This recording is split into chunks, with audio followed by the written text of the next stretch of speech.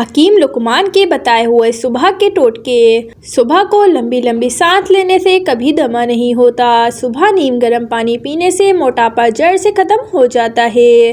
صبح کو دہی کھانے سے یادداشت اچھی ہوتی ہے۔ صبح کو ناریل کھانے سے دماغ مضبوط ہوتا ہے۔ صبح کو گردن پر زیتون کی مالش کرنے سے گلا بیٹھتا نہیں۔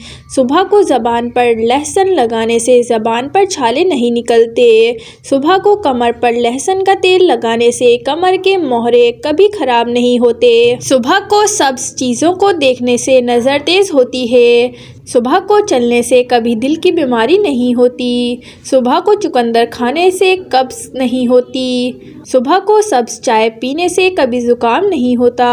صبح کو ابلے ہوئے 2 انڈے کھانے سے بندہ ہر بیماری سے دور رہتا ہے۔ اکثر جب ہم صبح اٹھتے ہیں تو ہمارے ٹخنے اکڑ جاتے ہیں اور ان میں بہت درد محسوس ہوتا ہے۔ یہ مسئلہ سرد موسم میں زیادہ ہوتا ہے۔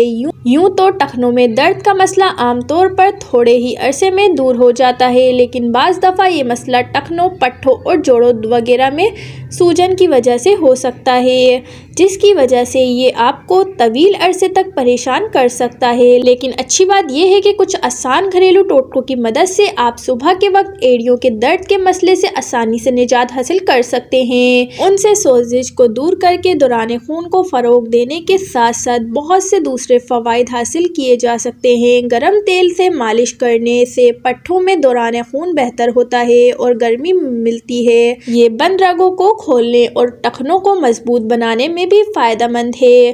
گرم تیل یا گھی سے ٹخنوں کی مالش کرنے سے آپ کو جلد ہی درد سے نجات مل سکتی ہے۔ ناظرین، ویڈیو پسند آئی ہو تو لائک کر دیں اور مزید ویڈیوز دیکھنے کے لیے چینل کو سبسکرائب کر دیں۔